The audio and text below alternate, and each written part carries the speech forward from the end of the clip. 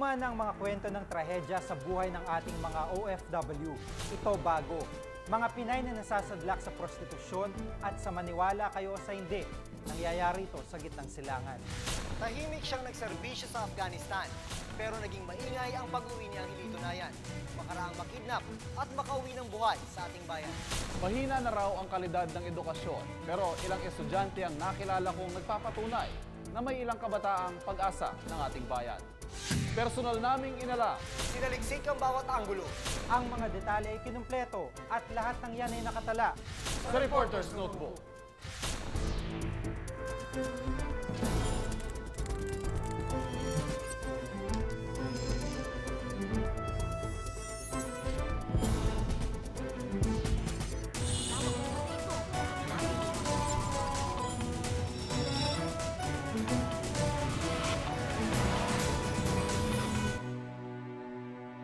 I'm 19 years old from Philippines. Susunod, tahakin ang landas ng ilang OFW mula Pilipinas hanggang Dubai sa Reporter's Notebook.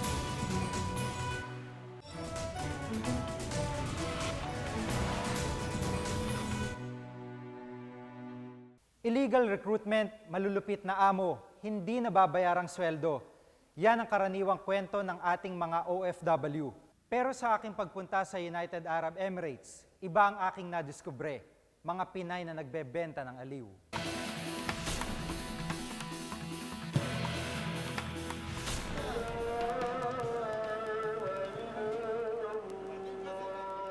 Middle East ang isa sa pinakasikat na destinasyon ng mga Pilipino para magtrabaho. Sa dami ng oportunidad, marami ang naiengganyo. Pero hindi lahat na nagpupunta rito ay nagtatagumpay. Ang iba, nabibiktima ng pananamantala. Ang masaklap nito, ang mga nananamantala, kapwa Pilipino natin.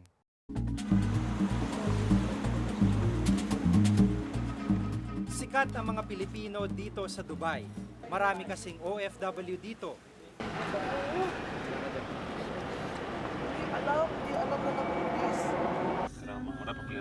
Walang problema? O sige.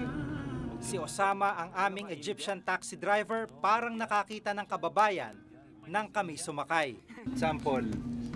Example, kamusta ka? Mahali kita. Masarap magmahal. Ay ayating kita. Ay ayating Ano yun? Ilocano.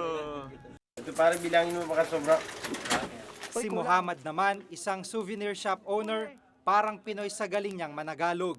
Paano ka natutong mag-Tagalog? Kasi mas maraming Pilipino dito kaysa sa Pilipinas. Kano raw yun yung timer? Josh. Mas maraming Pilipino dito kaysa Pilipinas? Pilipinas naging Bombay at saka Inche. Tahan tayo, asawa mo Pilipina, no? Wala naman naghahanap lang, baka may kilala ka. Pero sikat din ang mga Pinoy rito sa ibang dahilan. Balitang-balita dito sa Middle East na merong mga malalaswang CD kung saan mapapanood mong ilang Pilipina. Nagtanong-tanong kami at naghanap at ito nga, nakakita kami. Hi, my name is I'm 19 years old from Philippines. Hope you enjoy my video.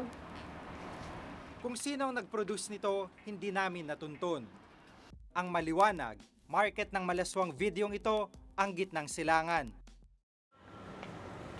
Nagulat ako nang malaman kong bukod sa malalaswang VCD, kilala rin ang ilang Pinay dito sa prostitusyon.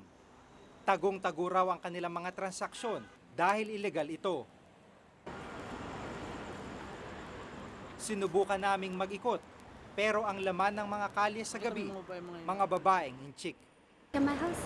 Host? Yes. What's host? Me have house. What's host?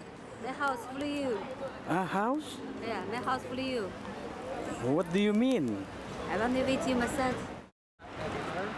Sa tulong ng mga Filipino journalist na sina Jay Hilotin at Hadrian Hernandez, nakausap namin ang isang Pinay na umaming nagbenta ng laman. Itago natin siya sa pangalang Gemma. Isang recruiter ang nakakumbinsi sa kanyang pumunta dito. Sinabi nga na ito magiging work namin. Since nagpunta kami dito nang wala kami ginastos kundi yung 7,500 lang. So kinakailangan bayaran namin yung naging gastos nila. Nang sabi nila naging gastos nila sa amin is 15,000 dirhams. which is equivalent to 225,000 pesos. Nabayad sa kanya. Hindi raw sila nakakahawak ng pera. Lahat ng bayad ng mga customer, diretso sa mamasang nila. Umaabot sa 5 ang customer nila kada araw. 200 dirhams o may 3,000 piso ang bayad bawat customer. Ang ginagawa nilang ang business through by phone, by mobile. Hindi kagaya ng mga ibang lahi dito na sa labas lang, sa kalsada, nagkakaroon sila ng bargainan, ganon. Humingi ng tulong si Gemma kina Jay at Hadrian. Matapos magreklamo ni na Gemma, naipahuli ang isa sa 3 miyembro ng grupong humahawak sa mga babae. Kilala siya sa alias niyang Cherry. Isang nene malabanan naman ang itinuturong recruiter ni Gemma na nakabase sa Pilipinas. Inaresto si Malabanan at ang kinakasama nito, pati ang kanyang anak noong Oktubre sa kanilang bahay sa Pasig. Pero bandang huli, nakalaya rin sila. Ang nag-usap na doon yung abogado namin, tas yung piskal. Tas yung piskal, nagpadala ng release order doon sa task force. Dagdag pa niya, napagbintangan lang daw sila. Hindi ako makakain. Hindi ko alam ba't nila kami pinagbintangan ng ganito. Pero ang babaeng ito na itatago natin sa pangalang Rose, iginigit na si Malabanan ang utak sa illegal recruitment ng mga Pinay sa Dubai. Nakauwi lang siya sa bansa kamakailan matapos tumakas at humingi ng tulong sa ilang Pilipino roon. Nagalaw ako nung Arabo, matanda na talaga siya. Umuwi ako, dala kong perang 300 dahil 30 minutes lang naman eh. Pagdating ko doon, binigay ko sa mamasang yung pera. Natuwa siya. Sabi niya, good job. First class daw kung ituring ang mga Pilipinang nagbebenta ng laman sa Dubai. Sa Pilipina, mabango, naka-makeup, tapos naka-deodorant. Di ba, alam naman, mga Pilipinas, sabig sa mga imported, kaya malinis na malinis. Matagal na umano ang mga ganitong operasyon sa Dubai. Si Aling Mirna, di niya tunay na pangalan, nagtrabaho sa isang prostitution den sa Dubai. Nung pumunta ako doon, katulong ang sa akin. Pagka noon, hindi naging katulong, round na ang trabaho ko doon. Magbabantay ng mga babae, magpapakain, tapos maggagawa din ng mga ibang mga papilis. Kinumbinsi din ako na magiging mamasang, pero ayoko, naawa talaga ako sa mga babae. Nakakalusot daw ang ganitong operasyon dahil sa palakasan sa immigration. Kinukuha rin daw lahat ng mga papeles para walang ebidensya. Pagdating doon, kinukuha talaga yung passport, yung visa nila, pinatago. Tsaka na ibigay yun pag ano na, uuwi. Pagdating ng Pilipinas, kukunin naman yun. Para kung magkaano-ano man, wala kang ebidensya ng pakita na galing ka doon. Habang dumarami ang mga Pilipino na nais mga ibang bansa, lalo rin dumarami ang mga taong nais magsamantala sa kanila. Kung paano mabubuwag ang isang komplikadong setup ng illegal recruitment, nananatiling hamon para sa ating pamahalaan. Ang konsulado sa Dubai ang takbuhan ng mga Pilipinong may problema. Pang-abuso at pangmamaltrato ang karaniwang kaso ng mga Pilipinong tumatakbo rito. Karamihan ay natatakot or nahihiya na sabihin. So, lahat ng mga balita nakakarating doon, puro magaganda. So, yung ibang for the first time are coming here would think na maganda nga ang kanilang mga opportunities dito. But then again, like I said, it all boils down to the lack of jobs available for them. Higit kumulang 8 milyon ang Pilipinong overseas worker ngayon. 77 dito ay nasa UAE ayon sa POEA. Pero sa aking nakita, mukhang mas marami pa ang bilang dito. Upang maiwasan ng panloloko, binuo ng Pangulo ang Task Force on Anti-Illegal Recruitment nitong Hulyo. 20 reklamo ang natatanggap nila kada araw. May 300 illegal recruiter na rin daw ang nahuli mula Hulyo nitong taon, pero wala pang nasisentensyahan. Naisipan po ito ni Pangulong Gloria Macapagal Arroyo na i-focus ang task force dito lang sa illegal recruitment. At saka lately nga, kung maaari, nakikialam na rin tayo sa human trafficking. Basta huwag lang Ayon naman sa migrante, hindi sapat ang mga hakbang ng pamahalaan laban sa illegal recruitment.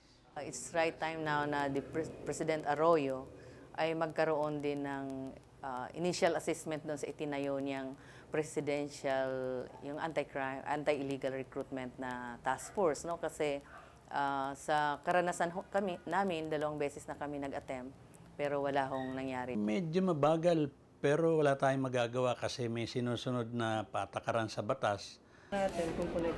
Maging ang sistema raw ng POEA, pabor sa illegal recruiter. Kung iisa lang ang magreklamo, na halimbawa siya ay na sex traffic, no, ng isang recruitment agency, hindi ito pinapansin ng ating gobyerno. Kailangan may 3 mga biktima bago ka makasampa ng isang kaso laban sa recruiter. Kahit anong dami po, maisa man yan, 2, 3, tinatanggap po ng POEA yan. Kaya lang po, ini-encourage namin na kung alimbawa ang biktima ay 3, pataas pa, na sama-sama nilang ilapit yung kaso sa amin. Sapagkat ang gagawin po namin dyan, papailan namin sila ng large-scale illegal recruitment. Hindi na marahil bago mga kwento ng mga Pinoy na umasang uunlad sa ibang bansa, pero peligro at kabiguan ang dinatnan. Ang kwento ng mga Pinay sa Dubai ay patunay lamang na kailangan pa ang mas masigasig na pagbabantay. Ako si Jiga Manikad at ito ang nakatala sa aking Reporter's Notebook.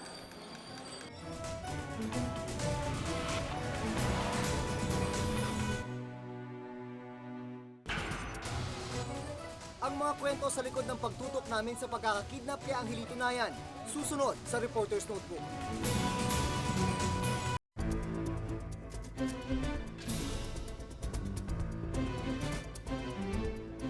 Napalaya na nung Huwebes si Angelito Nayan. Halos 1 buwan siyang bihag ng Taliban sa Afghanistan. Tinutukan namin ang buong pangyayari. At narito ang kwento sa aking Reporter's Notebook.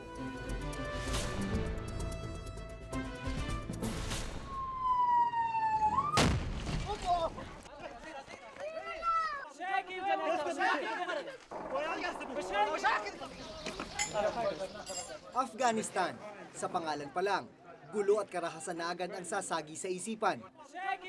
Sariwa pa kasi sa ating kamalayan ang pag-atake ng Estados Unidos sa Afghanistan taong 2001 upang matugis ang grupo ni Osama bin Laden. Hindi kaila ang pinsalang naidulot ng gerang tumatak sa kasaysayan ng mundo. Kaya ganun na lang ang kabako nang kami sabihang ang susunod na assignment namin ay i-cover ang pagkidnap sa ating kababayang si Angelito Nayan na nasa Afghanistan. The abduction of Angelito Nayan sa pagkakakidnap sa Pilipinong si Angelito Nayan sa bansang Afghanistan. Sa Kabul, kabisera ng Afghanistan, mas tumindi ang aking kaba. Paano'y matingkad pa rin sa lugar ang kulay ng digmaan.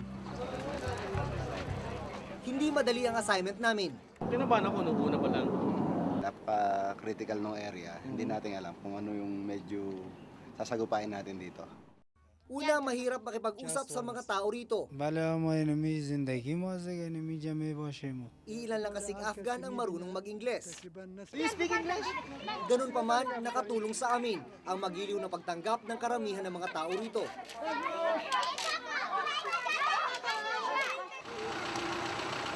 Sa kabila ng papatinding pangamba, nangahas kaming mag-ikot para maintindihan ang katotohanan sa pagkidnap kay Nayan.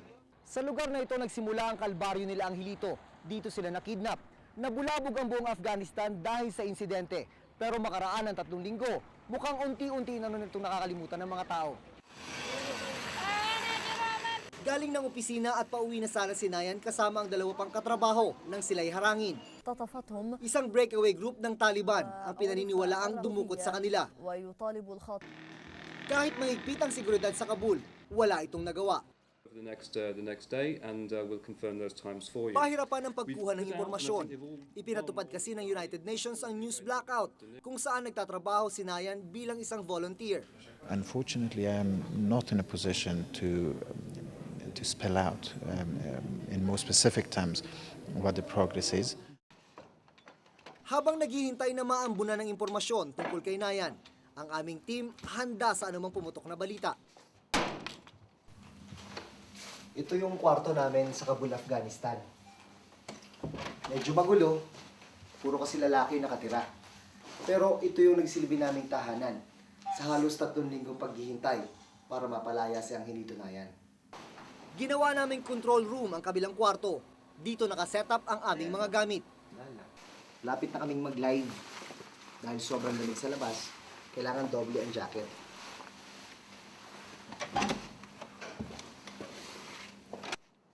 Kapag sakali ang aming live setup, walang bisa ang doble naming jacket. Naranasan ko nga minsan ang magkaroon ng stomach cramps habang nagre-report ng live. Mic test, mic test. Mic test, mic test. Bumilang ng linggo ang aming coverage na noong una ay akala ko'y tatagal lang ng ilang araw. Ang aming takot ay unti-unting napalitan ng pagkainip.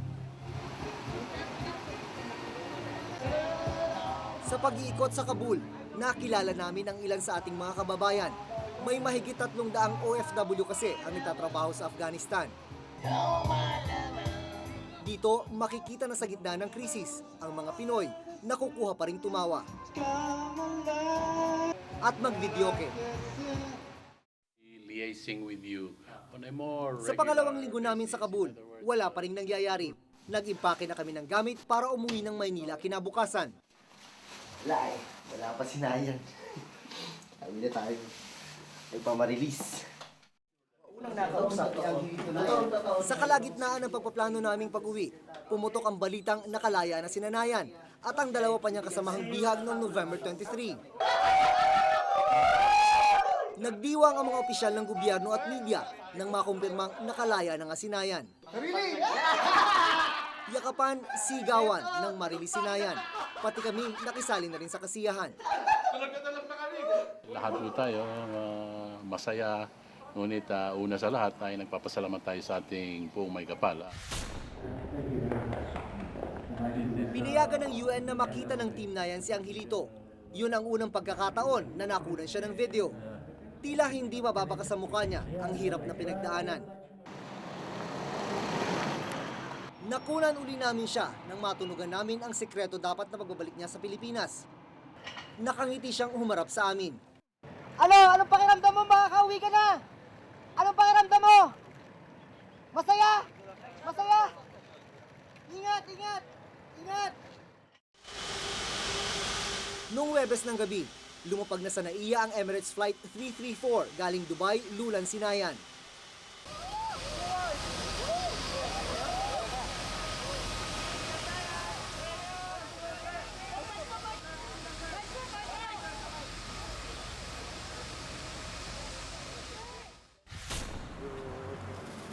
Tatlong araw makarang umuwi si Nayan. Umalis na rin kami ng Kabul. Natalo namin ang takot. Naihatid namin ang balita. At tulad ni Nayan, ligtas kaming nakauwi sa bansa. Dala ang panibagong karanasan sa buhay bilang mamamahayag. Isang karanasang mahirap kalimutan. Ako si Jun Veneracion at ito ang nakatala sa aking reporter's notebook.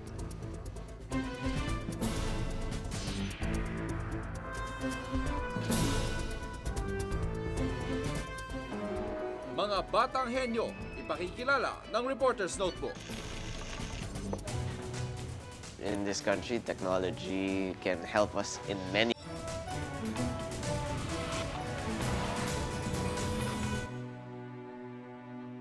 Sa gitna ng mga madilim na babala sa pagbagsak ng kalidad ng edukasyon, sila ang liwanag ng pag-asa. Mga batang henyo o gifted child na sikat sa math, science at iba pang mga larangan.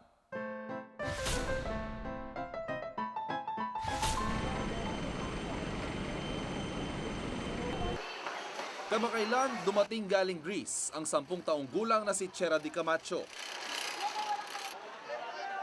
Tanging ina niya ang galak na sumalubong sa kanya.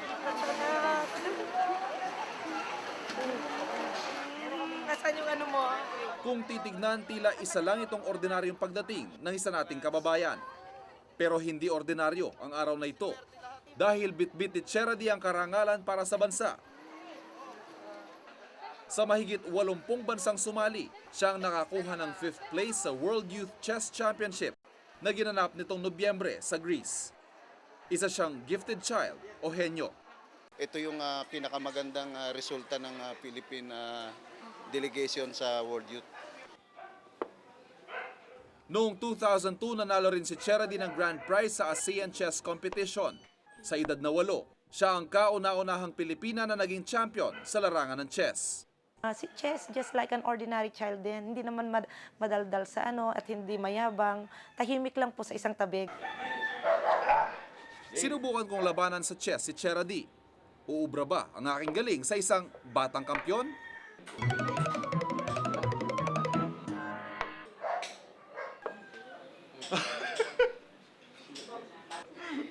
Hindi na inabot ng 10 minuto ang aming laro at tuluyan na akong sumuko.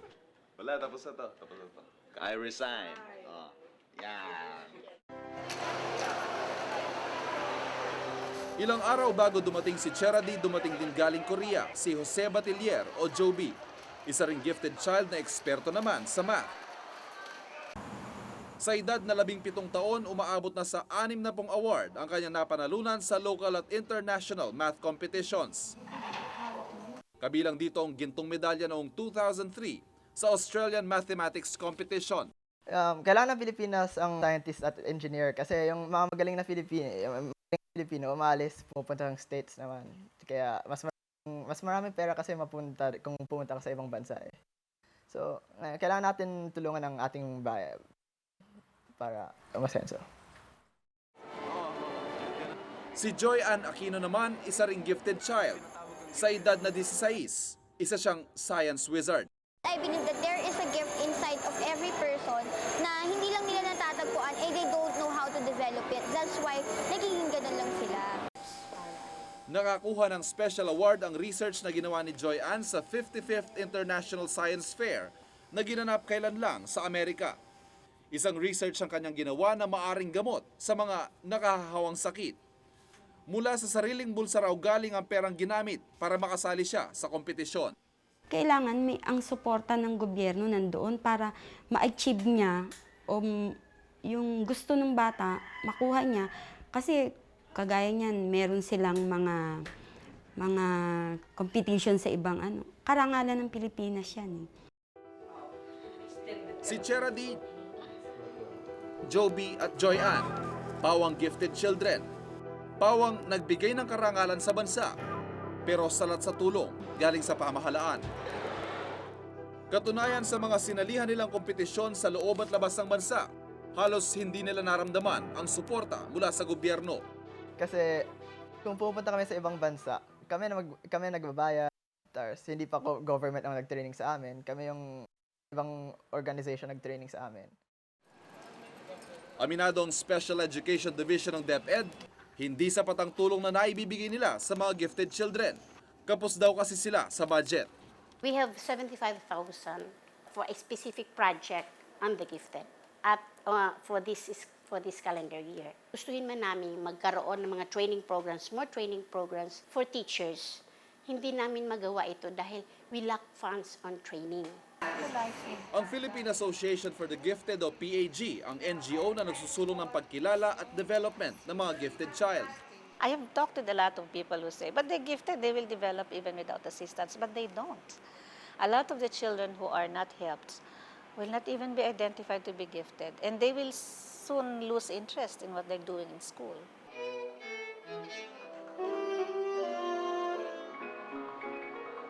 Katunayan, noong nakaraang linggo, isa sila sa nag-organisa at nagdiwang ng National Week for the Gifted.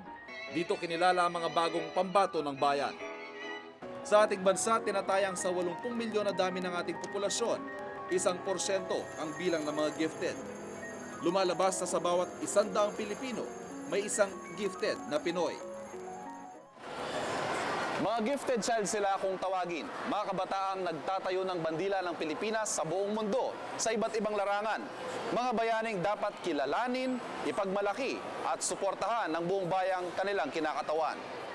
Bagamat madalas manalo sa mga kompetisyon ng mga kabataang ito, nais pa rin nila na magkaroon ng mga pasilidad o isang training center na mangangalaga at maghahasa sa kanilang mga talino.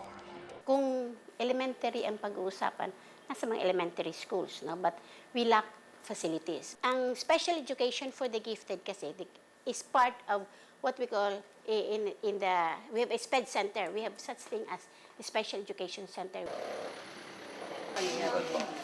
Pinuntahan ko ang SPED Center Batino. Ito ang isa sa mga eskwelahan na itinatag ng gobyerno para sa mga gifted at special children. Pero napansin kong karamihan sa kanilang mga guro at pasilidad akma sa mga may kapansanan at hindi sa mga gifted. I don't think so. We lack many facilities siguro. Kung meron ng Philippine Center for the Gifted, it will look into policy, so curricular programs, research programs, identification, nurturance of the gifted. Wala pang batas na nangangalaga sa mga Pinoy na gifted, kaya hindi raw malayong magpunta sila sa ibang bansa para doon hasain ang kanilang talino. Ang sakit sa dibdib kasi parang ito na naman, mawawala na naman. No? Talagang masakit kasi alam natin na kailangan ng tulong ng Pilipinas. Ito yung good minds, tapos umaalis. Pero para kay Adrian Oyong, nakagawa ng robot na ito sa edad na 17 anyos. Gagamitin niya raw ang kanyang talino para sa ikauunlad ng bansa. This is the age when technology will be a major part of our society, na, di ba? So I'm hoping that in the near future, robotics will become also a major part of our society. In this country? In this country as well. Ganun. Ang disenyo ng robot ni Adrian ay sinali sa International Robotics Olympiad sa Beijing, China. Nanalo ang kanyang grupo ng silver medal dahil dito. In this country, technology can help us in many different ways. Agriculture, mga ganon. And I hope robotics will help us in every single category in whatever we do. Malinaw na pag-asa sila ng bayan. Ang problema, kapag pinabayaan, baka ibang bansa na ang makinabang sa husay nila. Ako si Ivan Mayrina at itong nakatala sa aking Reporter's Notebook.